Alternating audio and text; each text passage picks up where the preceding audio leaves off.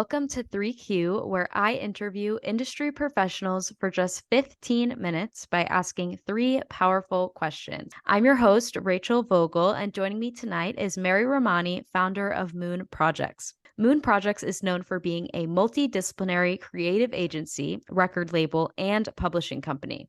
It was built to provide innovative solutions for artists and brands with stakes in the music industry and the creator economy. Mary comes with an extensive background in both the music and entertainment industries, having previously held senior positions at various major and indie labels and publishers. She also serves as an artist manager, and prior to founding Moon Projects, she led the global music team at TikTok as director of music content and artist partnerships. So, with that said, Mary, it's wonderful to have you here. Thank you for joining me. So wonderful to be here. Thank you for having me. I'm so excited. What a great way to start the week. So, with that said, let's dive right into question number one. Imagine for a second you're sitting down with your 25-year-old self. What one piece of advice would you give her on a personal note, and what one piece of advice would you give her from a business perspective? Gosh. Okay. Well, the intro would be the same, that I would look at her in her eyes and hold her hands and tell her that it's going to be okay. Everything is going to work itself out. Just keep trusting your inner voice. On the personal side, I would say keep reminding yourself of what you've gone through and what you don't want to deal with anymore in your life, and keep pushing through the noise. Push through the feelings of insecurity, the thoughts of comparing yourself to others, the thoughts of being too quiet and not standing up for yourself and what you want. And there's a reason why you're here, and you need to please yourself and make yourself content and happy with what you do and how you are. So you just live your life. It's all going to be okay. On the professional side, it's similar, same advice, but then I would say, then get some of those tools out from what I just kind of gave you at a personal level, like speak up more in the room. Don't be afraid if someone thinks your ideas are not good ideas. Don't be afraid of no's.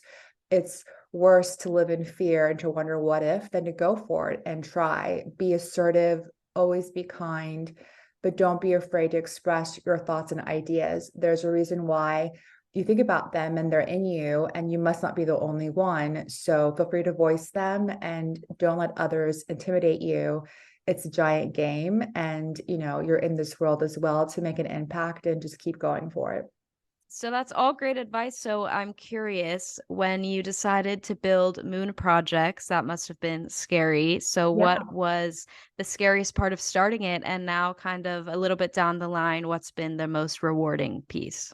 Honestly, the scariest part of starting it was funding. I have always worked in the music industry and loved working in the music industry, and it hasn't always been the kind of roles that have given me great financial stability. I don't think that's any secret that most of the jobs in this industry start off pretty under average. And they especially did when I first started off. And so I always had a hustle, always had a second job, third job, was managing artists on the side, consulting on the side, whatever I had to do to pay my bills because I wanted it so much. But as I got more established and more tenure, of course, those things changed or became more comfortable, but I was still uninspired and felt like there was more that I wanted and needed to do for myself as a woman, as a creative, as a business person, and just my ideas. And so I was so thankful to have opportunities, but it was still a really big step financially because I was sort of surviving for the past 17, 20 years working in this industry and didn't have a lot of savings set up. I didn't come from privilege or connections. I really did it on my own. And I just took that giant leap of faith. And I had to keep reminding myself, as did my therapist and my friends, that if it doesn't work out, you can go get a job at any other company. It's going to be fine, but why not try and go for it? And just like I said to myself earlier, like if you're feeling it, go for it. And so I did, and it all worked out on the other side. But that was definitely the scariest part: is no benefits, no paycheck every 2 weeks, and just hoping that everything comes together. But it always does. Great. So it sounds like that was also kind of has been the most rewarding. Yeah, it's been nice. It's really been nice. Picking and Nice. choosing, who I say yes to, how I choose to schedule my day and my week and my month. And it took a few months to kind of get acclimated to the wild, wild west. It was similar to like when I left the record label life and went into startup life, I'm like, oh, this is really chaotic and different, but it's even more so post-pandemic and then starting your own company and Mhm. being on your own. But yeah, it's been great thus far. Well, you've been killing it. Thank you. Number 2, every industry has its dirty little secrets, and we all know that it's no different in this industry. And sometimes people think that's a bad thing, but that isn't always the case. Sometimes they can be good. So, what's one secret you would like to share with our listeners about the music industry? It's a good question. Most people don't know what they're doing. They're faking it, Yep. and no one can really predict what's going to be a hit and what's not going to be a hit. So again, it goes back to you do you. If you love helping creatives, if you love being a creative, making art, making music, writing songs, being an executive, surrounding yourself around the arts, then just do it because it makes you happy. And if a byproduct of that is a hit, is success, is promotion, all the better. But don't bank on it just for that because no one really knows. Data doesn't always tell you. Instincts, goosebumps don't always tell you, but they're usually right. Timing has so much to do with everything. What's happening in the world, what's happening in culture. You can be an amazing artist and release the most incredible songs, and it just won't connect. But 10 years later, it could, and so you just never know. So I think that's the biggest secret is don't let the room deter you from what you feel you should be doing because they don't know either. Great, great way of putting it. So, you are an artist manager as well, amongst other I used to be things. back in the day. Yeah, Used not to me. be. Okay, so what led you into that? Because I know a lot of people in the music industry, when they get started, they think that they want to go and manage an artist, but it's actually a lot harder than people think. It's a lot of work. It kind of goes back to my financial anxiety, how you're not really making money until your artist is making money. And if you're starting out like I did, you're working with, emerging developing artists, they're not making those checks quite just yet either.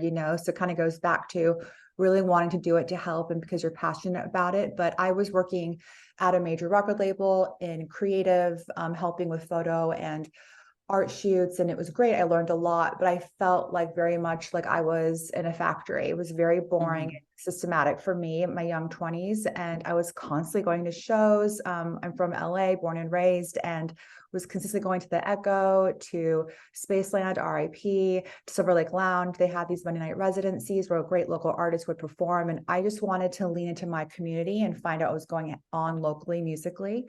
Would chat with these artists, get to know them, and just wanted to help. And I would take the advice and my learnings from my day job and apply them to those acts in the evening, and found myself managing what felt like almost every band in Silver Lake at one point Mhm. in the 2000s. But I really learned a lot. I learned what it takes, how to deal with different personalities, every aspect of the industry. And yeah, being a manager is no joke. So you really need to have your best intentions there because you're in charge of someone else's career and dreams, and that's a lot of Mhm. pressure as well. So, Yes. And not um, only theirs, but yours as well.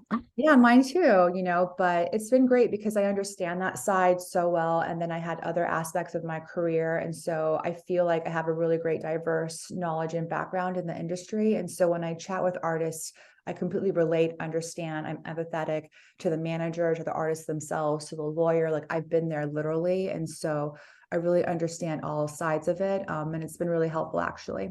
That's great. So, we are already at the final question. Throughout your career, I can only imagine you've been asked plenty of questions, whether for an industry conference, the media, or even a promotion.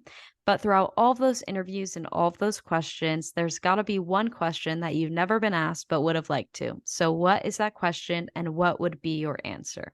Hmm. Such a good question. Maybe this question. Yeah. Others said that too. I ask really powerful executives this question when I have breakfast and lunch with them. And so no one's asked me quite just yet. So maybe when I have more power, ha ha ha, enter evil laugh. I'm kidding. But it's like, what keeps you going? What keeps you motivated in this business? Because it is not easy and it is exhausting. I'm Mhm. thankful that I started when I was 18, 19 as an intern and kind of worked my way up, and I had no problem. I mean, I did have a problem struggling and sort of like paying my bills, but I was quite happy to have cheese Right. sandwiches and things like that. In my 20s, I didn't mind, but as you get older, it becomes more challenging. And, um, you know, I wish people would kind of ask more about like, what have you done to keep going, and what resources are there, if any, to help you in those ways. But really, it's kind of going back to that inner voice. And there's a reason why we love it. It's not the most glamorous sometimes, and it's definitely really taxing. So you really have to love the arts and music to want to be a part of it. And then once you get over that hill, the payoff is fantastic. That's very true. So if somebody came to you right now and they were ready to give up, what would you say? Don't. I always feel like when you're right about to is when things shift, and Mhm. you're being tested and pushed to the limit, even with artists, right? I mean, you can have a massive hit and then it's gone a couple of months from now, and you could be dropped, you could be forgotten. And does that mean that you need to walk away from everything you've worked so hard for and everything you've wanted? Like, absolutely not, and just reality check. The voices in your head are not real. The negativity isn't real. Like, you're so validated, you're successful, you're doing it already. Just keep doing it. And if there are things that are blocking you, what are those things? Let's sort them out. I feel like every problem does have a solution. So let's find the solutions versus walking completely away from it. Wow, I need to call you every single morning. You're like, Yeah, my therapist really helped me so much. I'm happy yeah. to. Well, Motivation, let's do it. seriously, you're like a career coach. Oh yeah. I call myself a content coach for artists, I'm like, just do you, post, post, post. Don't That's worry so about true. me. Yeah. Well, it's been such a pleasure having you on tonight. Thank you so much for joining me.